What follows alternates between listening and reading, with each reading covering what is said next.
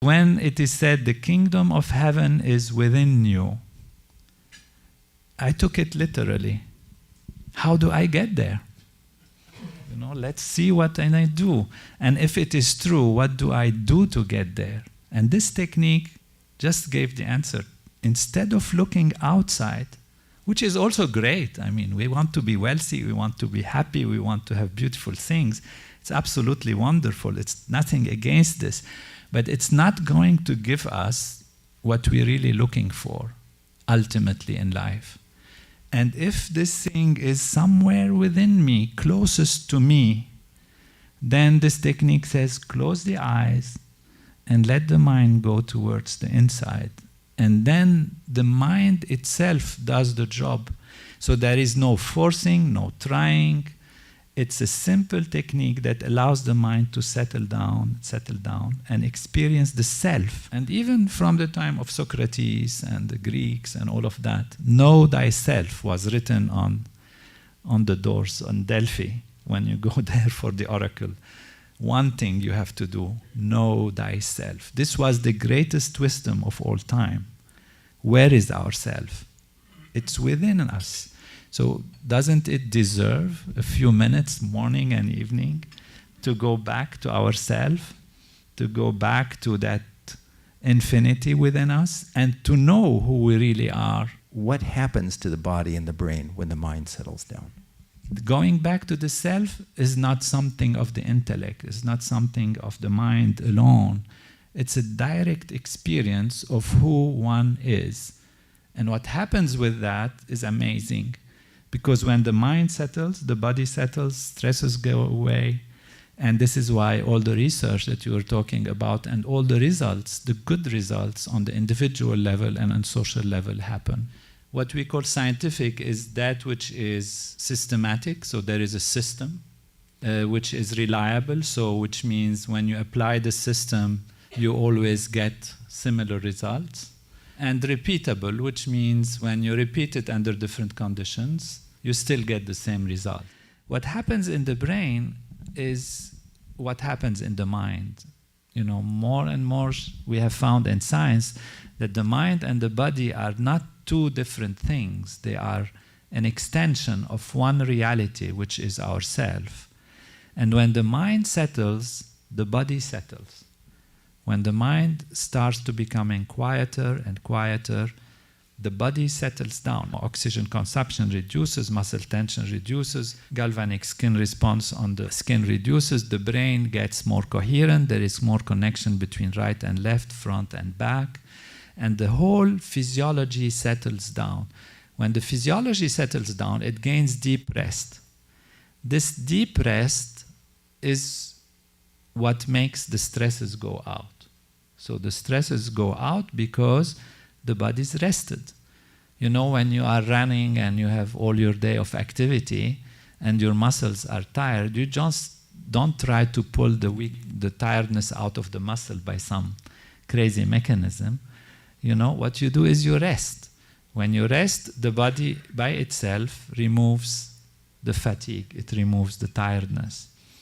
So the body itself has an internal mechanism that allows it to remove all these tensions and stresses that have accumulated throughout a lifetime by having strong impressions that remain with us, even though we forgot them on the surface level.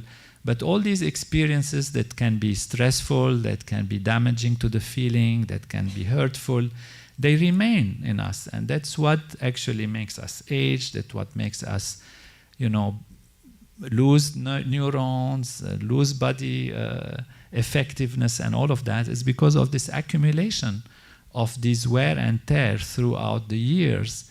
The body has a mechanism to remove the fatigue by itself, and since the rest is much deeper than that of sleep, then the stresses that are removed are much, much deeper than what sleep can remove. Because sleep removes stresses to some extent. However, you wake up in the morning, you still have the same anxieties or feelings or depressions or fears, insecurities, etc. Why these are there? It's not the nature of the body and the mind to be like this. It's because it has been distorted by the stresses. So what you need is a deeper rest. And this deeper rest automatically will readjust the physiology. So what's different in this technique is that first, it is not based on believing in it. It's not based on a philosophy as such, but a deep understanding, of course. And the technology itself is extremely simple. The children can do it, and adults can do it, people of different races, different traditions, different belief systems, and they all get the same result. So that's why we call it a technology, and that's why we call it scientific. This is one thing which is different between this technique and others, though we don't like to compare, but every technique has its value. But most techniques of the mind try to manipulate. So think of your breathing, think of your environment. So what you're doing is you're asking the intellect, the mind, the intellect, to focus on something, to think of something, to do something, even though more settled and more quiet. In this technique, we don't ask the mind to focus or concentrate or anything. We just allow the mind to take its own course, which is a systematic course of going inwards and settling down. So this technique is neither hypnosis, nor psychiatry, nor nothing. We usually take an example. You know, if you have a honeybee buzzing around, and it'll be buzzing, and suddenly it gets quiet. When does it get quiet? When it finds the nectar. It's attracted and it settles down. The mind is like this, is buzzing, searching. We're always searching for more, always. What is the nature of the mind? We ask ourselves, what is something we all want? We want more happiness, we want more love, we want more creativity, we want more knowledge, we want more wealth, we want more joy.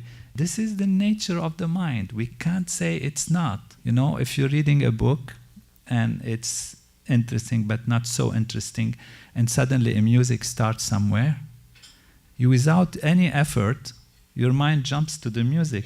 Your eyes as if are reading the book, but your mind is going for what is more pleasing. That is the nature of life, to go for more. And this technique has one simple paradigm, one simple equation. Go towards what is more than the most.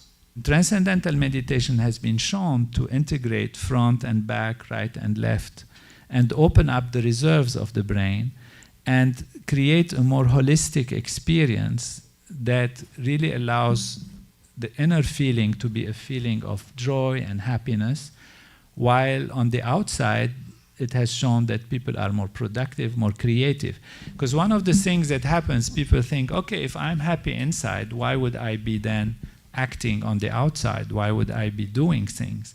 And what is interesting in this program is that it allows the mind to be really settled, to be established in oneself, to be anchored in one's own deep being, to be happy, and yet it motivates for greater achievement on the outside.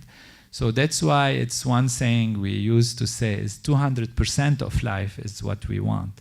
We want 100% inner, but we also want 100% outer, and there is no contradiction. To the contrary, we can enjoy the outer much more when we are stable within, inside, whereas the outer can own us and make us its slave, if you like, if we are not anchored in ourselves. So go back to yourself, know thyself, know that kingdom, that heavenly kingdom within, and all else will be added onto you.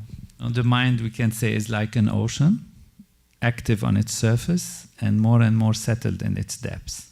A thought is like a bubble coming from the depths of the ocean. Because it's high pressure and very settled there, the bubble is very tiny, and that bubble goes up and becomes bigger and bigger and bigger. When it reaches the surface, we are aware, oh, this is a thought. But what is the origin of our creativity, of our thinking, of our planning? It comes from somewhere from within, and that is the depths of the ocean. But the mind is searching. Now give the mind that settled experience, that honey, that nectar, and the mind settles down. So We don't force the mind. It's a simple technique. By the way, I wanted to define just the term transcendental. To transcend means to go beyond. And when we said the mind is like an ocean, on the surface it's active and in its depth it's quiet. Really what happens is as the mind settles down through this technique, it reaches the point where you have no thoughts, you have completely settled mind, and yet you are awake. This we call transcendental state. So beyond all activities of the mind, so you transcend actually even the mind activity into the self, into that bottom of the ocean. And that happens completely naturally. So that's where the word transcendental comes from, to transcend, to go beyond. To go beyond what? To go beyond even the faintest impulse of thought to the level of pure consciousness. Now, if we can get there, we go to the source of all creativity, the source of all intelligence, and even to that state of pure being, which we said is a state of the self, pure being. Now, the problem is when you start going down into the ocean of the mind and it starts settling down, the tendency is to fall asleep. Because that's what happens when we settle down, we fall asleep. And when you fall asleep, you stop, therefore, at a certain level. Sleep is very rejuvenating. But deeper than that, you don't usually go. So there is a trick that we use. The trick is a sound which has no meaning. It's called a mantra. That's how these techniques are. You learn this specific sound, and the sound is not what makes it happen. The sound is just a vehicle on which the mind sits innocently, and the mind dives guided by its own nature to want to go to the depths. So as the mind goes deeper and deeper and it settles down, there is this mantra that prevents it from falling asleep, yet allows it to settle down. How do we use that? There is a technique. You have to learn it. There is a procedure. And that's why we need a teacher who is being qualified and understands how to guide the individual. That's why it's a personal instruction. And this knowledge comes from a tradition which is thousands of years old and has been proven through the test of time. And we feel we have something precious that we want to offer, which allows the mind to clear up the system. Let us try to work on the immunity of the system, the strengths of the individual. So first, we anchor ourselves in ourselves. We remove our stresses. We clean up our system from whatever it has that has been accumulated on it. Naturally, our defenses will be more, and the science has shown that the immune system is stronger, the hormonal system is more balanced, brain activity is more conducive to good behavior, because it doesn't just change the physiology, it changes the behavior, it changes the decision-making process. We can also add, even information overload is there. Look at us all, you open the internet, what's the news, what's happening? So we are saturated with this. Is there no time to clean it up a little bit? And so this is what just going back to the self is like rebooting the system. Otherwise the whole software is being manipulated. So even the information is becoming an overload today. And so we need to go back to the self. There is no question. We need to go back, settle down, refresh, reboot the system, and start over with strong immunity and strong physiology and strong mind.